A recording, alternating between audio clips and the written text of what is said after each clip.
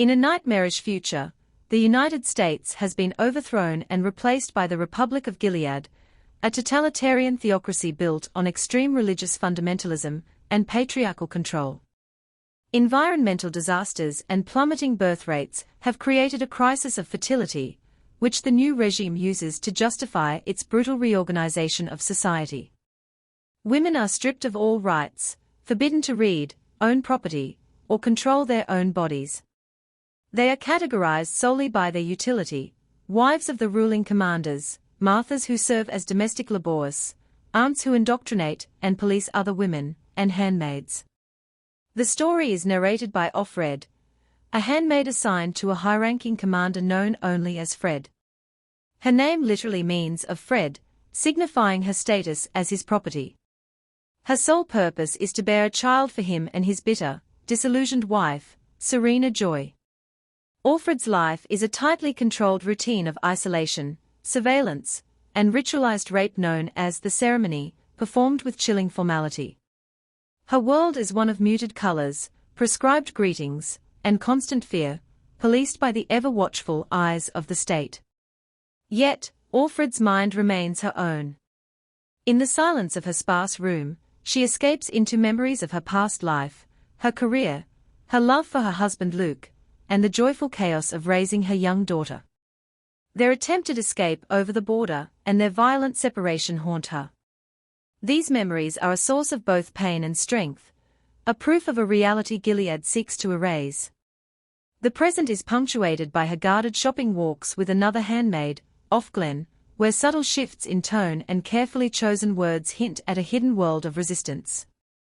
Small, secret acts become profound rebellions. Offred savors the illicit feel of butter stolen to moisturize her skin, treasures a single, purloined daffodil pressed beneath her mattress, and obsessively traces Latin words scratched into her floorboard by a previous handmaid, *nolite te bastards carbrandorum *, don't let the bastards grind you down. These tiny gestures are a desperate hold on her individuality and humanity. The fragile monotony of her existence begins to fracture. The commander, in a bizarre breach of protocol, summons her to his study secretly at night. Their encounters shift from the impersonal violence of the ceremony to a strange, forbidden intimacy. They play Scrabble, a dangerously subversive act as she forms words with the forbidden letters. He gives her old magazines to read. This relationship is fraught with peril and complexity, a mix of coercion, complicity, and a twisted form of companionship that offers a glimpse of the man behind the dogma, yet never obscures his power over her.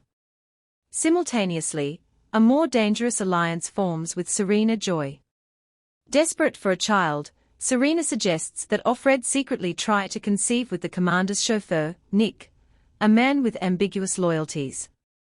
This proposal, born of shared desperation, creates a tense and unlikely conspiracy between the wife and the handmaid. Offred's involvement with Nick evolves from a transactional arrangement into a genuine, risky affair, offering her a fleeting sense of passion and autonomy in a world designed to strip her of both.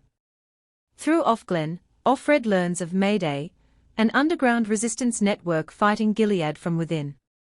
The stakes of rebellion are made horrifyingly clear during a compulsory salvaging ceremony, where handmaids are forced to participate in the execution of a supposed criminal, and a subsequent participation, where they are whipped into a frenzy to collectively murder a man accused of rape. The regime expertly channels female rage into supporting its own violent order. Later, Offglen reveals that the executed criminal was a member of Mayday, shocking Offred with the reality that resistance is everywhere and brutally punished.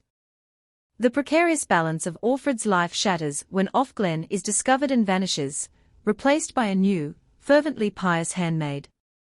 Soon after, Serena Joy discovers the stolen cloak that Offred wore to her secret meetings with the commander. Facing certain, terrible punishment, Offred is given a stark choice by Nick, who may be an eye or a resistance fighter. She can trust him and the Mayday network, or face the consequences. With no other hope, she chooses to trust. As black vans, possibly belonging to the secret police, arrive at the house, Nick helps her escape, telling her to believe the men are friends. Her story ends abruptly, mid-flight. A final, fictional historical note, set centuries later, reveals that Orfrid's narrative was pieced together from audio recordings found in a military trunk. Academics debate the authenticity of her tale and the precise history of Gilead, which eventually fell. Orfrid's ultimate fate, whether she reached safety, was captured, or worse, remains unknown. This chilling coda reframes her intimate, desperate account as a fragile artifact, a voice from the darkness that survived to testify, reminding us that the stories of the oppressed are often fragmented, disputed, and perilously close to being lost, yet their echo is a powerful act of defiance against oblivion.